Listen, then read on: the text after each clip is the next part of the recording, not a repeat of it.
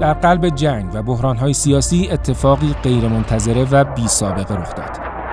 اعتراضی از درون ارتش اسرائیل، جایی که همیشه قرار بوده نظم و اطاعت حرف اول رو بزنه.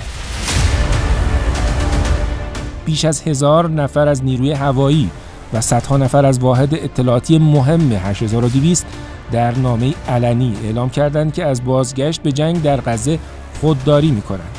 به زعم کارشناسان جنگ این حرکت نه تنها شگفت‌آور بود، بلکه یک ضربه جدی به قدرت و انسجام ارتش اسرائیل وارد کرد.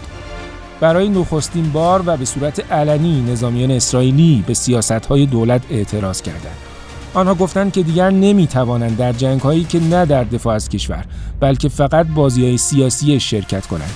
یک اقدام بی‌سابقه که اعتبار نظام اسرائیل رو تهدید می‌کنه و بی‌تردید آینده روشن خواهد کرد که این اقدام در تاریخ این کشور جایگاهی خاص خواهد داشت.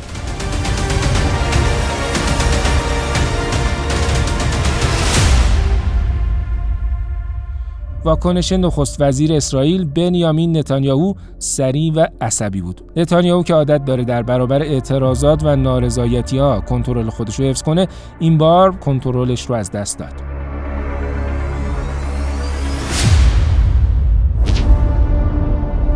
در پاسخ به این اعتراضات، او این تومارها را پیامی از ضعف نامید. سخنانش تند، بی‌سابقه و عصبی بود. هر کس که به امتناع از خدمت تشویق کنه فوراً اخراج خواهد شد. این حرفا نه فقط تهدید، بلکه علامتی از عصبانیت شدید به نظر می رسید. نتانیاهو این حرکت رو به یک گروه کوچک اما خطرناک نسبت داد که تحت هدایت خارجی ها فعالیت می کنند. او این تومارها را به یک تلاش برای سرنگونی دولت تعبیر کرد و با صدایی پر از خشم از این اعتراضها به عنوان یک تهدید برای امنیت اسرائیل یاد کرد.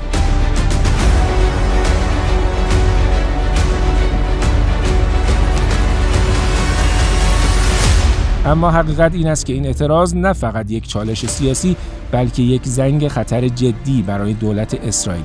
در شرایطی که همگان انتظار داشتند ارتش همواره در خدمت سیاست‌های دولت باشه، این حرکت غیرمنتظره ضربه‌ای به اعتبار نتانیاهو و دولتش به نظر می‌رسد.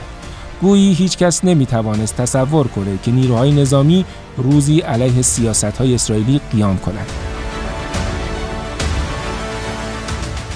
اما حالا این سوال پیش میاد: آیا این اعتراضات می‌تواند سرآغاز شکاف‌های بزرگتری در ارتش و جامعه اسرائیل باشد؟